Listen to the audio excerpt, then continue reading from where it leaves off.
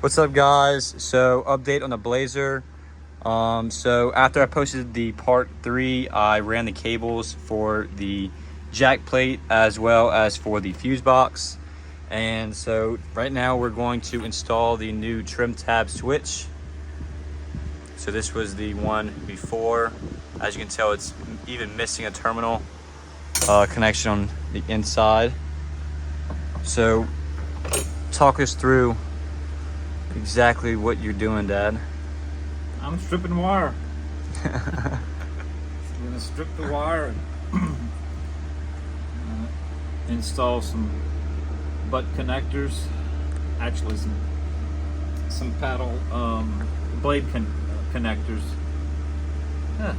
Long day, but that'll hook directly up to the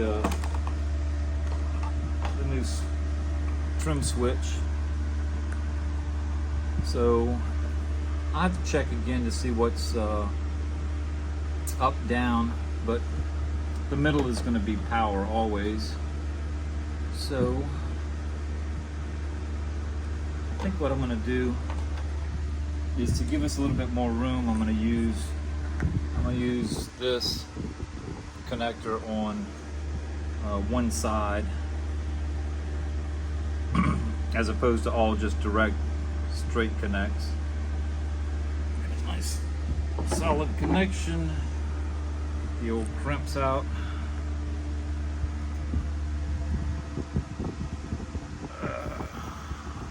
Make sure the wire stays in there when you're crimping it. A good solid fit, looks good, and I'm not crimping the blade right here. So give it a nice squeeze on the pliers, and then we'll pull on that. I don't mind pulling it a little hard, a little aggressively. If I'm able to pull it out, then I got to start over. But you don't want to pull it so hard that you loosen the connection, but you also don't want to pull it like a little. Leave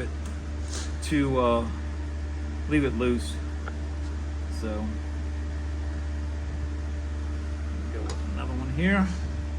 This is the easy part of this kind of work.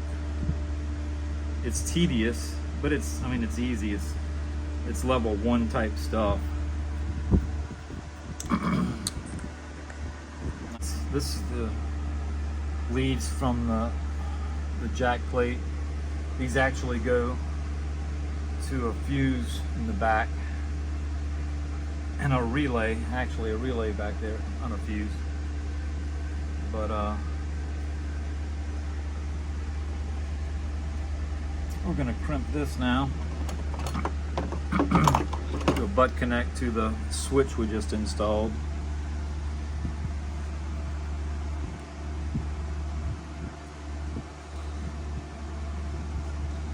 Again, we're looking for a good solid connection without destroying the butt connection. Give it a little tug. Yeah, I gotta give it a little tug. I'm gonna use a little heat shrink on it. Now these two sizes of wire are different, so I strip that a little bit further back because I'm gonna double up the wire right here because I'm using a pretty large crimp for this size wire.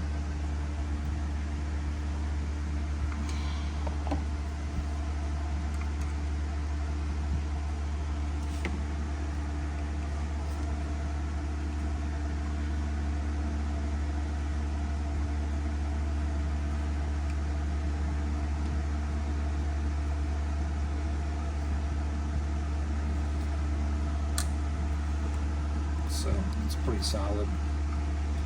And so why are you using a heat shrink? Well, just to make it a little bit more waterproof, water resistant at the butt connector. It's supposed to be in salt water, so a little added protection. I mean, it's a big heat shrink for this little bitty wire, and we'll see if we can get it. We'll see if we can get it to melt down enough to make a difference. All right, so we wrapped the 2 other remaining wires with the heat shrink and the connection, and then wrapped it all in electrical tape. Then we connected the plugs for the jack plate, as well as hooked up the positive and negative terminals to the battery. And as you can tell, we ended up actually having to switch those 2 wires around. We had the colors wrong, and so now we're just going to install these 2 Phillips screws and start putting the steering wheel back together. All right, so install the switch and put the key back on, and you line the key up with the hole and wiggle it back on. Then you insert the washer. Here's the cap. This is the nut for it. Cap's right here. Yeah, I'm just seeing the cap. Okay. Yeah, look. I mean, somebody's gonna say, why didn't you change that nut? Well, if you've ever taken a steering wheel off a boat, they're all rusty. I checked the nylon on this, and it looked good. I'm getting a nice tight fit on it. The thing about a steering wheel, you don't want it too tight, you don't want it too loose. I don't know how the torque specs on this thing, so I'm just kind of doing what I think is best in my experience.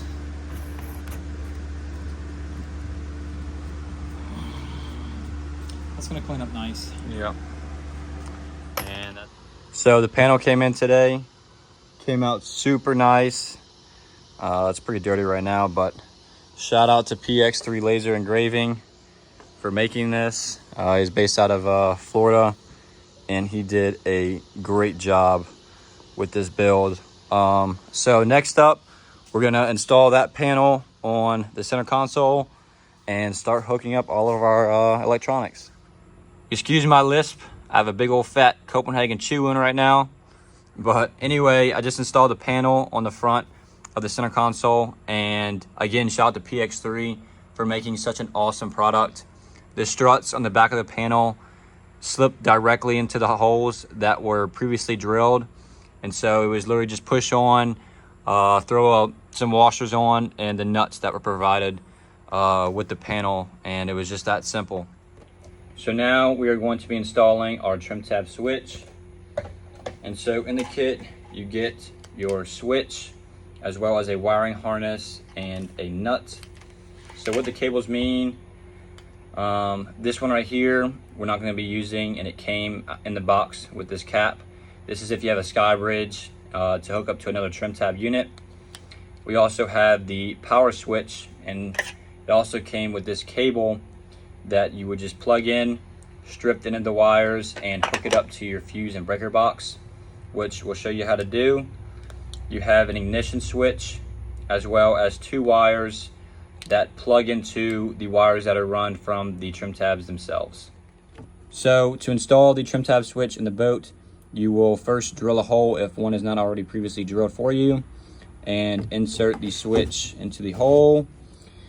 And you would take your wire nut and run up the wiring harness and screw the nut into the threads and just tighten it down. So we're about to install the new fuse switch panel on the boat, and we realized that the quick connect, or the plugs, don't align with the other plug that came with the wiring harness. So that means we're gonna have to hard wire the connections together. So we're doing the same thing that we showed in a previous video. We're just crimping it and then putting a heat shrink and sealing that connection so it's more resistant to water and the elements. So we just installed the fuse panel, the VHF, and the radio. I did not film because it took us 2.5 hours to figure everything out, and with editing and explaining, it would have taken way too long, so we hooked everything up. So next up, we have to install the Garmin and some miscellaneous stuff like the radio, hook the radio up to the speakers, These two little plugs right here that we've yet to order. Good morning, everybody. So today is the day that we get an engine put on this thing, finally. So last thing we left off on was we installed the seat, installed the Garmin, ran the Enema to the back of the boat for the motor. What else? We installed the Garmin. We just screwed in that fuse box right there, as well as took one of the battery trays out and installed the battery charger right there. I'm not sure how long it's gonna take for them to install the motor. I'm assuming a day or two. So once we get the boat back with the motor put on, then we can start finalizing stuff. We can hook up the trim to the controls and finish wiring up the fuse panel, put the batteries in, clean up all the wiring in the console, and we should have a complete boat by then. So next time I post the next video, it will be with the new motor on in part 5, I believe. Yeah. So see y'all then.